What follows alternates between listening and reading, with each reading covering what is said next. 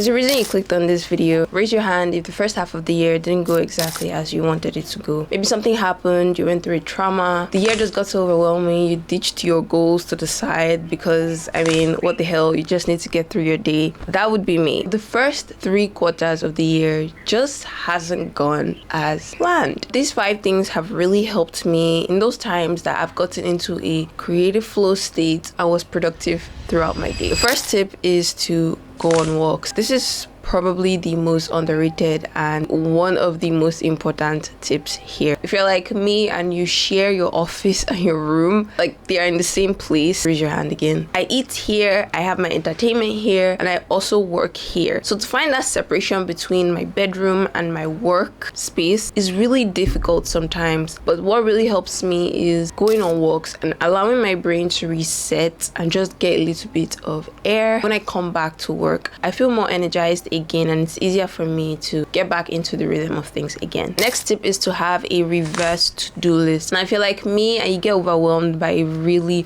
long list of things that you have to do, I don't know, for some reason I just can't find it easy to just have 3 things on my to-do list. It always has to be 5 or 6 or 7 or in some crazy days 12. But if you just don't like seeing a bunch of tasks that you have to tick off throughout the day, a reverse to-do list is your best bet. Just as the name implies, it's a reverse to-do list, but instead of having a list of things to do the things that you have to do throughout the day and then fill in everything that you've done so far. So when you make your bed, you write it down. When you, I don't know, feed your cat, you write it down. Seeing that list fill up throughout the day will give you a bit more momentum because you feel like you're getting a lot of work done, and it just gives you this positive reassurance, reinforcement that you're being productive, and you should just continue to be productive. On those days where I just want to rot on my bed, have a bag of chips and watch a movie, yes,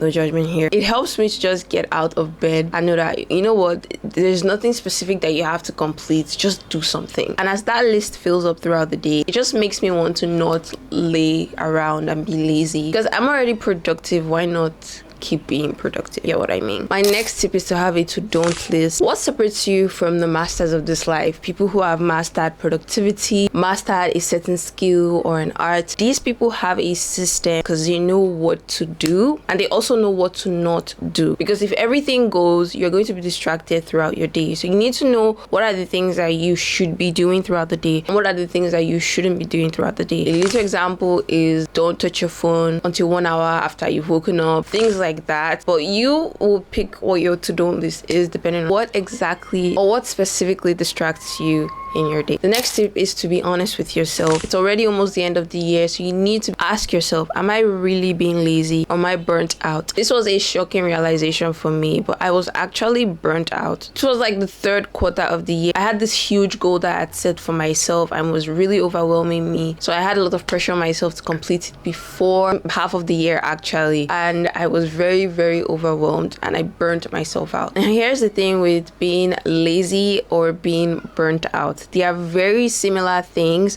but they require 2 different, distinct ways of resolving. If you are lazy, the solution to being lazy is to get work done or to get your body moving. You'll build momentum and eventually get into a flow state. But the reverse, when you're burnt out, the solution is to step away from work, give yourself a break, take time off in order to recharge and refresh so that next time you want to work, you feel good and you feel energized and you feel fresh again to get back into work. I'm going to leave a link below to an amazing podcast by Chamberlain on laziness and burnout. I personally love her approach to these 2 different things, and she really helped explain examples of these things in your life and also explain some remedies on how to overcome them. But of course, if it's anything severe, I would advise to see a professional. But before you explore that route, make sure that you listen to this podcast. I highly recommend it. I'm going to link it below. Next thing is to imagine your to-do list or imagine your goals or your tasks as reward first. Imagine the reward, not the thing that you have to do. do. For example, my room is a mess. My room is actually a mess. But I try to imagine the reward to get me to actually clean my room. The reward is I'm going to have a clean room. I'm going to have a cleaner space. I'm going to have a fresh mind every time I walk into my room. It's going to feel like a space that I want to be in, that I want to work in. And I'm not going to feel very anxious or claustrophobic in my own space. And then getting to do the thing, which is cleaning the room, is going to be easy because I already know that the reward is so good that not doing it is a loss anyway. And sometimes this might be really hard for some things like working out because you don't see that reward immediately. You don't get that reward immediately, which nicely leads me into my last point, which is to romanticize the mundane. The things that we need to get done is so boring. Even there are people who would admit that even the things that they love to do can get boring sometimes. When things no longer feel interesting, try and romanticize the regular mundane. Try and romanticize the everyday boring things that lead to the bigger, greater thing. I heard this quote from Ed Sheeran, and it is that you don't learn anything from success. Failure is where the lesson is learned. The mundane, the little boring things, the little boring routine, the regular rhythms of everyday life, that is where you learn a lot. I'll give you a great example here. The process of video creation is not as glamorous or as picture perfect as we see it.